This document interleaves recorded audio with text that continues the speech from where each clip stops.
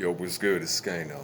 Let me ask you something. How many of y'all, if you needed a quick loan, if you needed someone that you could rely on, say mortgage payment, whatever the case may be, you just need someone to look out. You know, how many people could you actually depend on? And if your answer is less than a couple, such as people like me, then why the fuck you care about impressing these people? Or why the fuck do you care about impressing people that care less about you? You know what I'm saying? In the case in point, I mentioned this a couple of days ago. We do live in a flex culture. Nobody wanna. Everybody feel like they need to, you know, put on display how well they're doing in life. And even if they ain't doing, all that good, people be out here capping like they are, right? I guess it's something to do with self-esteem or some shit. Me personally, I don't understand it. I could care less what, you know.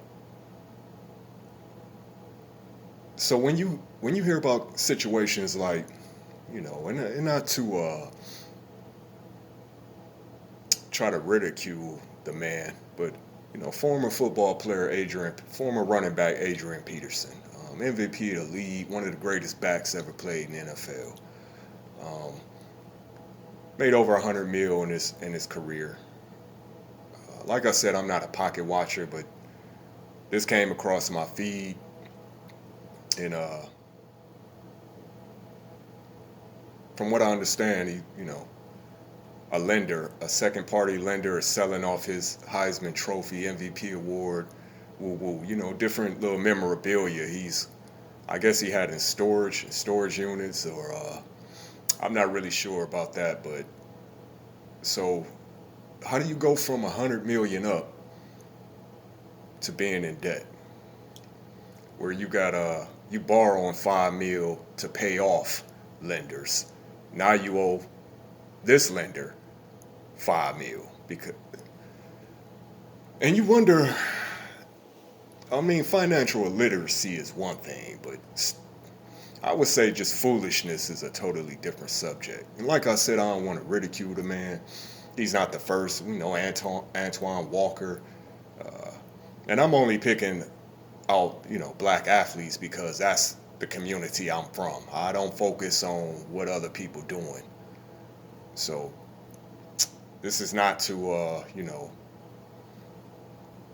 100 million up and you out here fucked up. And I doubt the man is broke.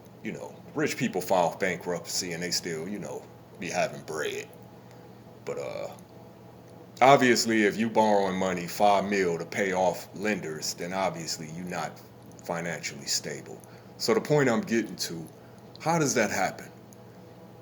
How do you go from 100 mil plus up to broke again? Well, we don't be knowing how to tell people no. We be trying to save everybody.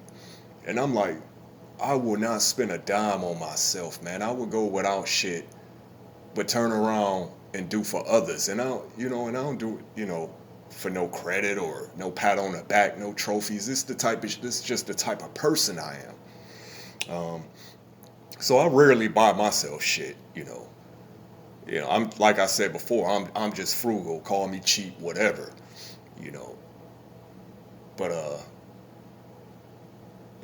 homeless people, it only just random strangers, the few family members that I do deal with, that situations come up, woo woo, quickly, no questions asked, and don't expect shit back. And that's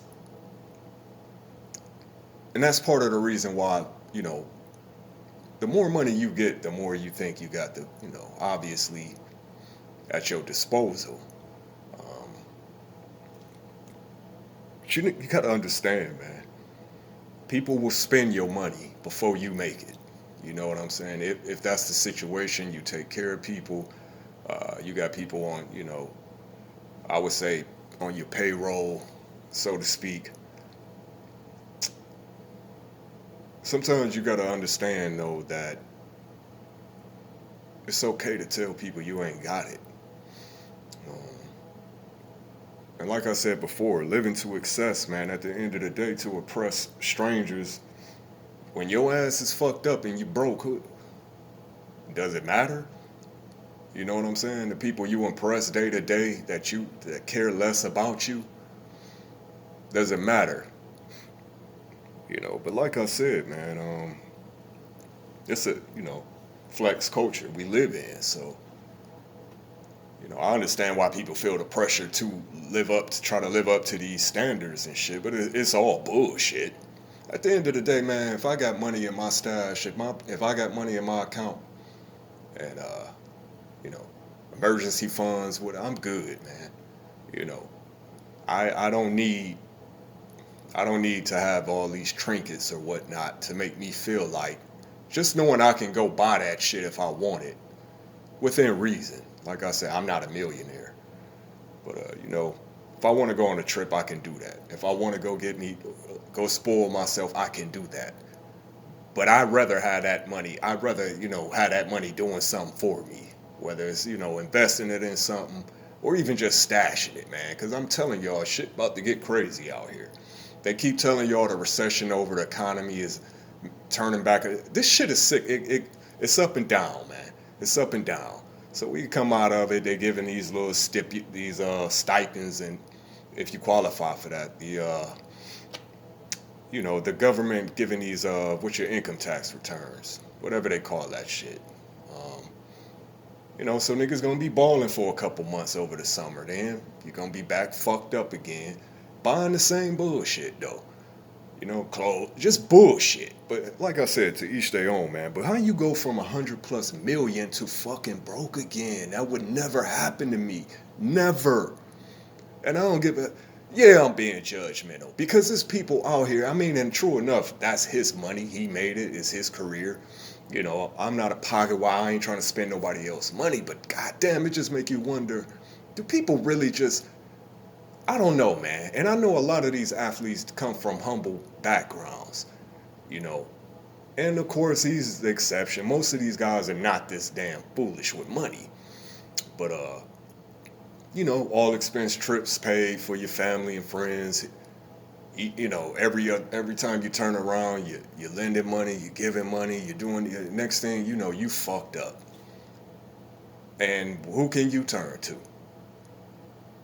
That gotta be the worst feeling in the world, man.